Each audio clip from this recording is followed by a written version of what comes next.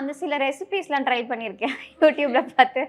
அந்த டோஃபு பன்னீரையும் இதையும் அரைப்பாங்க அந்த ஒரு ட்ரெஸ்ஸிங்காக. டோஃபு பன்னீரை அரைச்சா ரொம்ப நல்லா இருக்காது. அது எனக்கு தெரியல. நான் வேற ஒரு 100 கிராம்ஸ் வாங்கி அரைச்சிட்டேன். அரைச்சிட்டு அதை நானே சாப்பிட்டேன் உட்காந்து. ரொம்ப கஷ்டமா இருந்தது, நல்லா இல்லை. அதனால ஒரு விஷயம் என்னன்னா, நல்லா சமைக்க கற்றுக்கணும். ஓரளவுக்காவது நம்ம ஏன்னா தினமும் நம்ம சாப்பிட்றோமா, அந்த ஒரே ஒரு டிஷ்ஷை மட்டும் சமைக்க கற்றுக்கு தான். ஆனால் எனக்கு சமையலுக்கும் எனக்கு ரொம்ப ரொம்ப தூரம். சாப்பிட்ற ஃபுட்டி நம்ம நான் வந்து ரசிப்பேன். எங்கள் அம்மா சமைச்சா, அம்மா நல்லா பண்ணுறேம்மா, சாம்பார் இதெல்லாம் நல்லா பண்ணுறேன். ஆனால் எனக்கு கொஞ்சம் வராது. ஓகே. ஒரு மாதிரி மோசமாக சமைப்பேன்னு வச்சுக்கோங்களேன். ஸோ அதனால் நான் இது லேர்ன் பண்ணிக்கிட்டேன். இந்த சோயா சங்க், இந்த டயட் ஃபுட்டை எப்படி நல்லா பண்ணுறது அப்படின்ட்டு. பொறுமையாக எனக்கு வெங்காயம் நறுக்க பிடிக்காது.